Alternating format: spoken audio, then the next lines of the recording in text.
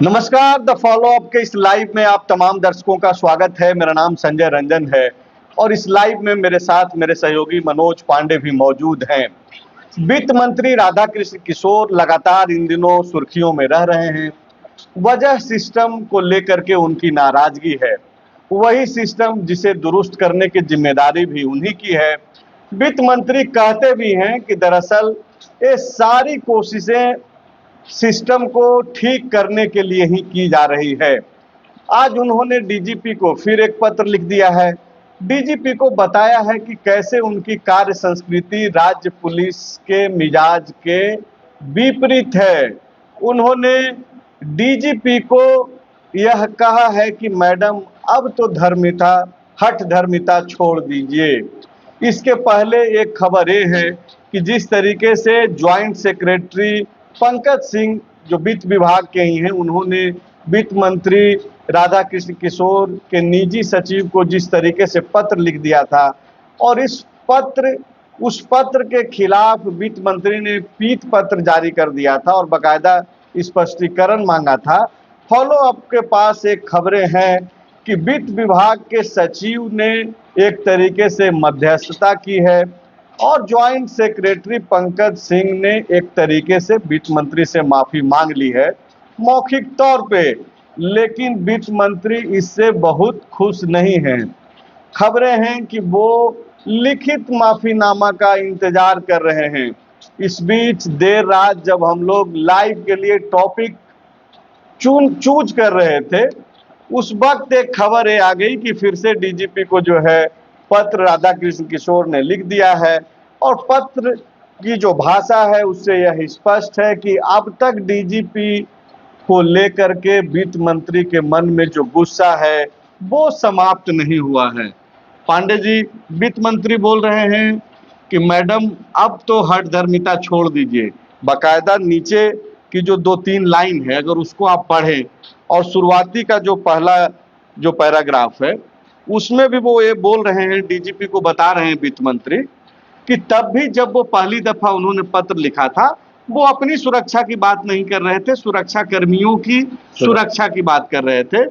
और वित्त मंत्री ये जो पत्र लिखे हैं उसका हवाला स्टेट पुलिस और का जो ऑर्गेनाइजेशन है उसको कोट करते हुए संभवतः लिखा है उन्होंने। और बकायदा डीजीपी को वित्त मंत्री यह बता रहे हैं कि आपकी जो कार्यशैली है वो राज्य पुलिस के कार्य संस्कृति के विपरीत है। हाँ, वो देखिए उन्होंने पहला ही लाइन लिखा कि हमने इतने तारीख को आपको पत्र लिखा था, उसका कोई जवाब नहीं मिला। इसका मतलब ये पुलिस की कार्य संस्कृति तो है नहीं, तो आपकी जो कार्य संस्कृति है वो पुलिस के विपरीत है। साथ ही उन्होंने कहा है कि ये देखा जा रहा है कि कई प्रभावशाली लोगों को, भूमि माफिया को, खनन माफिया को आप बॉडीगार्ड दे रखे हैं और उनके पास तो बॉडीगार्ड है, लेकिन जो पुलिसकर्मी है उनके परिवार वालों का आरोप है कि सुरक्षा उनका पुलिसकर्मी का कोई नहीं कर रहा है। उन्होंने ये भी कहा कि आप पीसीआर वैन में, अब ये बात सार्वजनिक हो रही है, आज आप देखे भी होंगे अखबार में ये इस शीर्षक से खबर भी छपी थी कि एक पीसीआर वैन में एक ड्राइवर और एक पुलिस पदाधिकारी रहता है, तो उससे बोले क्या सुरक्षा होगा। तो आपके पास जो पहले का बना हुआ सुरक्षा का नियम है, कानून है, उसमें संशोधन कीजिए, हठ धर्मिता छोड़िए।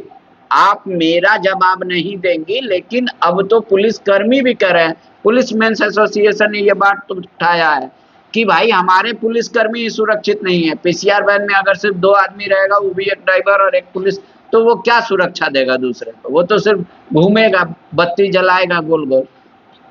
तो इन्होंने साथ में ये भी अब जोड़ दिया है कि भाई जो राज्य में जिसको तिसको बॉडीगार्ड बांटा गया है उसका क्या मापदंड है, ये बता दीजिए। या पुराने जो पुलिसकर्मी हैं, जो पुलिस के पदाधिकारी हैं रिटायर्ड वर्तमान में, उनको कितना सुरक्षा कर्मी दिया गया है और किस आधार पे और कितनी गाड़ियां दी गई हैं और क्या मापदंड है। तो पुराने मापदंड के अनुसार से भी अगर आप काम कर रहे हैं तो ये भी उचित नहीं है। लेकिन पांडे जी, ये जो सवाल सेकंड लास्ट जो पैरा उन्होंने लिखा है वित्त मंत्री ने, और वित्त मंत्री जब लिख रहे हैं तो वो झारखंड पुलिस मेंस एसोसिएशन का कोई अध्यक्ष या फिर कोई आम नागरिक नहीं लिख रहा है, सरकार का ये अंग है। इनकी जिम्मेदारी है कि ये सारे सवालों का समाधान निकले। और ये विभाग, गृह विभाग जो है मुख्यमंत्री हेमंत सोरेन के पास है। वित्त मंत्री ये बोल रहे हैं कि राज्य पुलिस की आधुनिकता के लिए पर्याप्त बजट है। ये अपना हाथ झाड़ दे रहे हैं कि बजट तो है मेरे पास। इसके बाद भी राज्य के पुलिसकर्मी यदि अपने को असुरक्षित मानते हैं तो जाहिर है कि पुलिस की सुरक्षा नीति विफल है। तो नीति कौन बनाएगा? सुरक्षा नीति अगर विफल है स्टेट पुलिस की, तो वित्त मंत्री क्या कर रहे हैं? अगर पिछले 1-1.25 साल से क्या इन्होंने मुख्यमंत्री हेमंत सोरेन को भी पत्र लिखा, चूंकि पत्र लिखने में तो ये आगे हैं सरकार में रह करके भी, तो इसको लेकर के भी ये बात कर रहे थे पहले से भी कि झारखंड पुलिस मेंस एसोसिएशन का एक पत्र इनके हाथ इसलिए भी लग गया और उसको आधार इसलिए भी बना रहे हैं कि इनकी एक लड़ाई चल रही है डीजीपी से। नहीं तो ये तो पुलिस विभाग लिख के देगा ना कि हमको इतना जरूरत है। पहले हम मान लीजिए 1-4 का गार्ड रखते थे थाने में, अब हाँ। पॉपुलेशन बढ़ गया है, डेंसिटी बढ़ गई है, तो अब हमको इतना चाहिए। वो जब लिख के दे दे पुलिस विभाग, तब सरकार का काम शुरू होता है। तब इनके पास पॉलिसी आएगा मुख्यमंत्री विभागीय मंत्री के नाते, तब फिर उस पर चर्चा होगी। पांडे जी ठीक है, आप बोल रहे हैं कि कोई बोलेगा तब तो कि भाई भूख लगी है। हाँ, कहने का तात्पर्य आपका ये है। बिल्कुल। मेरा ये कहना है कि हम सिस्टम चला रहे हैं तो हमको मालूम है ना इनकी क्या जिम्मेदारी है। इनकी जिम्मेदारी सरकार में रह करके सिर्फ सवाल उठाना है।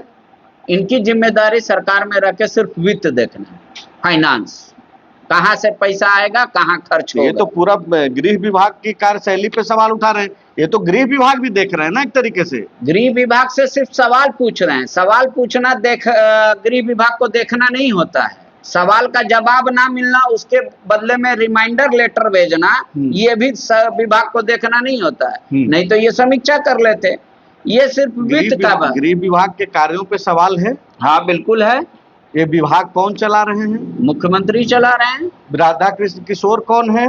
राधा कृष्ण किशोर वित्त मंत्री हैं। तो कैबिनेट में ये क्यों नहीं बात रखते हैं? हेमंत सोरेन से मिलके क्यों नहीं बात रखते हैं? पहले लोग तो यही बातचीत करेंगे ना पांडे जी कि ये जो सवाल जिस तरीके से लगातार पूछ रहे हैं, आप सेकंड मैन पे सवाल खड़ा कर रहे हैं। डीजीपी ने आपको पत्र का जवाब नहीं दिया।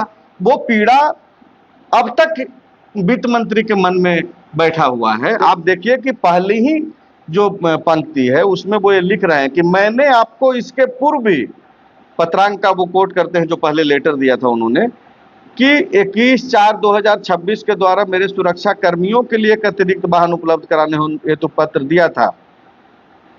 आगे लास्ट में उसी पैरा का जो लास्ट लाइन है कि यह राज्य पुलिस की कार्य संस्कृति के विपरीत आपकी सोच है कि आपने मेरे पत्र के आलोक में कोई जवाब नहीं दिया।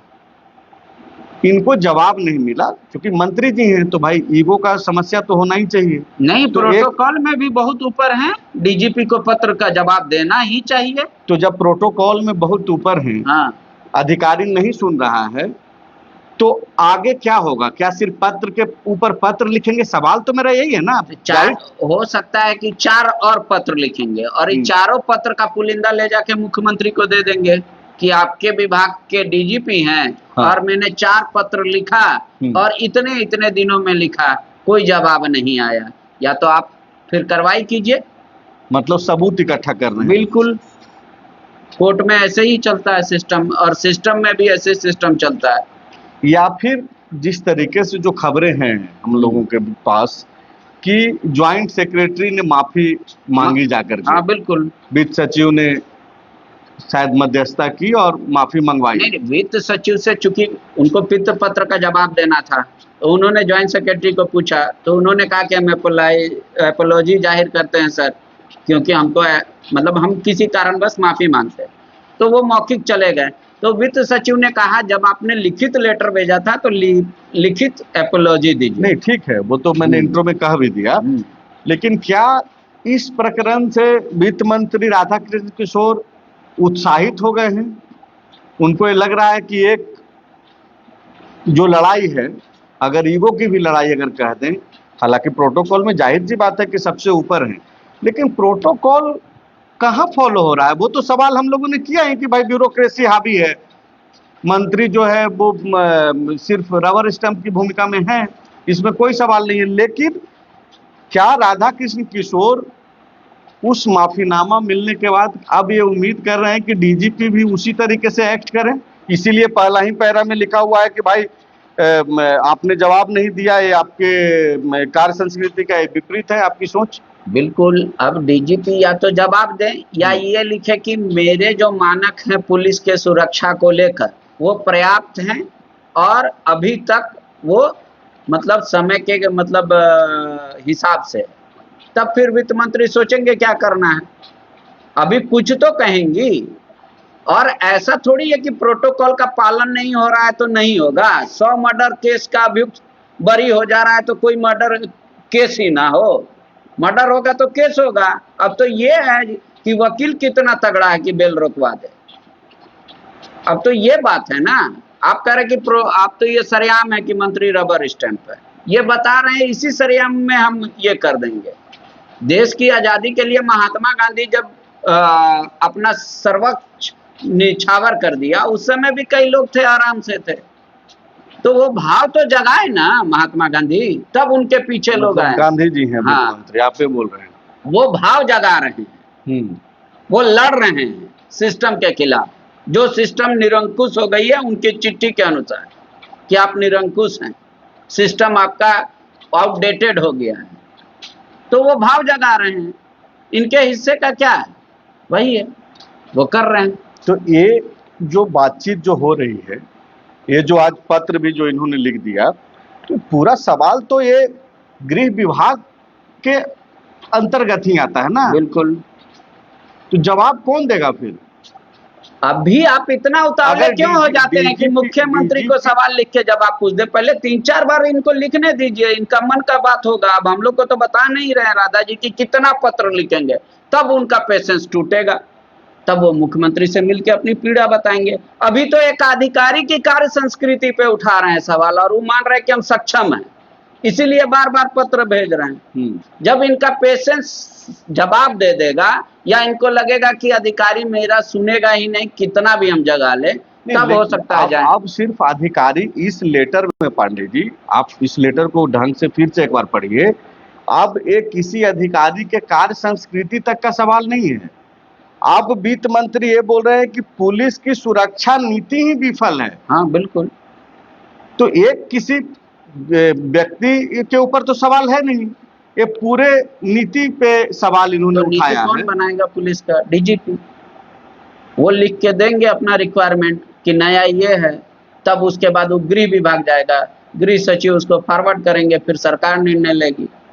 मान लीजिए मुझे और थाना खोलना है, तो डीजीपी ना डिसाइड करेगा, वो सरकार से आग्रह करेगा कि हम यहाँ खोलना चाहते हैं। डीजीपी डिसाइड नहीं करेंगे, डीजीपी आग्रह करेंगे विभाग। हाँ तो वही पहले वो तो नीति की जो बात कर रहे हैं, ये डीजीपी नीति तो बना नहीं देंगे। डीजीपी के ही रिकमेंडेशन से नीति बनता है, इस बात को आप समझिए। डीजीपी बनाएगा कौन? बनाने वाला तो यही सरकार है, बनाने वाला सरकार है, रिक्वेस्ट करने वाला वो है। वो कह रहे हैं कि बार बार आपका पुराना जो नीति है वो खत्म हो चुका है, उससे पुलिसकर्मी के परिवार वाले खुद पुलिसकर्मी को सुरक्षित नहीं मान रहे हैं। और इसका मैंने भी एक पत्र दिया था जिसमें मैंने अपनी सुरक्षा के लिए नहीं, उन्होंने कहा मतलब इस तरीके से कि भाई अगर एक गाड़ी में इतने लोग बैठेंगे, कल अगर मोर्चा भी संभालना होगा तो आपस में ही बंदूक लड़ते रह जाएगा, वो बात कह रहे हैं। तो डीजीपी को तो अब समीक्षा करना होगा ना कि भाई हमारा एक पीसीआर में कितने आदमी बैठेंगे, एक गाड़ी में कितना पुलिसकर्मी बैठेगा, ताकि अचानक मोर्चा भी लेना पड़े तो फास्ट हो सके। तो ये सब वो बात उठा रहे हैं। अब इसकी समीक्षा वही कर सकते हैं डीजीपी।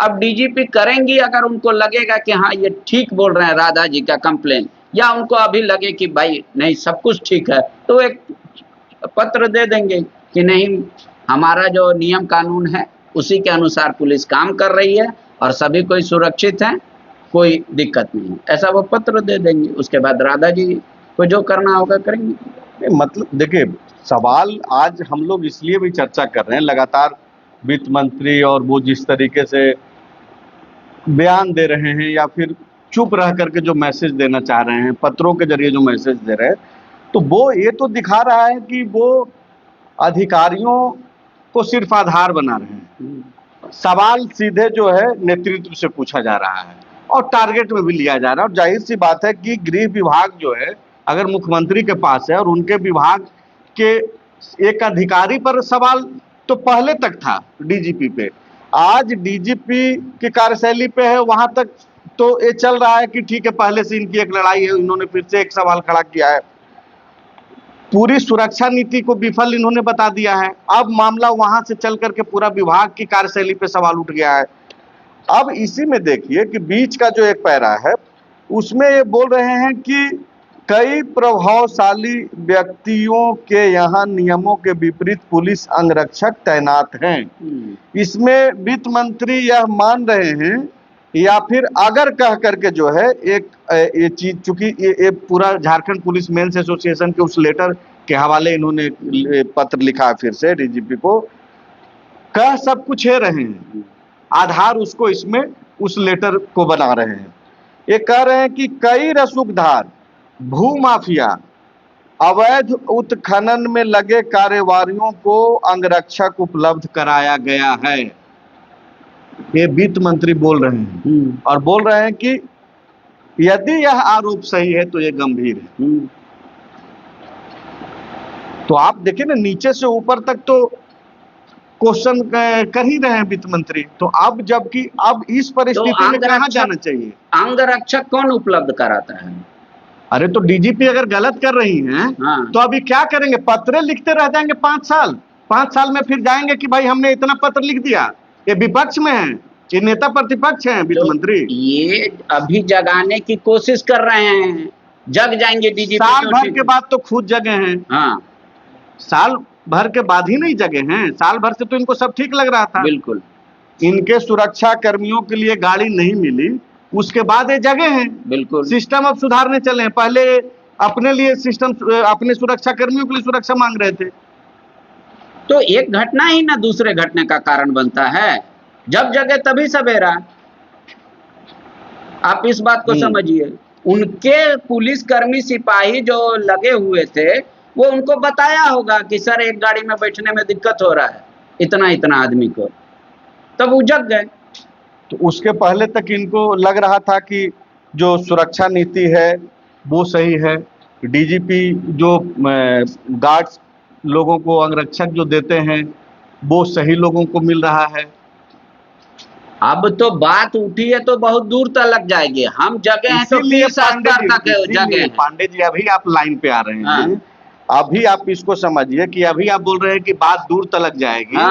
तो ये बात दूर तलक ही चली गई है। अब ये सिर्फ एक अधिकारी तक का मामला नहीं है। अभी ये किसको बोल रहे हैं, ये आपका दिमाग का मतलब कह ले कि फ्रीडम है। आप किसी तरीके से इसकी व्याख्या कर सकते हैं। इस लेटर के आधार पे वो डीजीपी से ही सवाल कर रहे हैं और पुलिस मेंस एसोसिएशन के पत्र का हवाला दे रहे हैं और वो कह रहे हैं अगर ये आरोप सही है कि भाई ये यहाँ बांटा गया है बॉडीगार्ड, मान लीजिए हम मौखिक आदेश देते हैं डीजीपी को कि उसको 2 बॉडीगार्ड दे दो, उसको बॉडीगार्ड दे दो, पर डीजीपी का काम नहीं है ना, वो जगा रहे हैं, जगाने का काम कर रहे हैं। सुरक्षा समिति की अनुशंसा करती है, उसके अनुसार से बॉडीगार्ड मिलना चाहिए, ये सिस्टम है। या फिर जिस तरीके से ज्वाइंट सेक्रेटरी ने माफी मांग ली, उसी तरीके से ये चाह रहे हैं कि डीजीपी भी, चूंकि वित्त मंत्री हैं, प्रोटोकॉल में भी बड़े हैं, उम्र में भी और अनुभव में भी बड़े हैं। बिल्कुल। तो क्या ये चाह रहे हैं कि जैसे ही संयुक्त सचिव ने माफी मांग ली और जो खबरें हैं कि अगर वो लिखित भी दे देंगे तो बाकी का सारा चीज समाप्त हो जाएगा, डीजीपी भी अगर आगे बढ़ करके, हम लोगों को ये नहीं मालूम है कि क्या होगा नहीं होगा, लेकिन इतना तो जानकारी है कि डीजीपी ने इनके पत्र को जवाब नहीं दिया। ये जब पहली दफा जब मिलने गए थे महीना 1.5 महीना पहले, तो 15 मिनट तक इनको वेट भी कराया गया, वो उसकी जानकारी नहीं जानकारी है।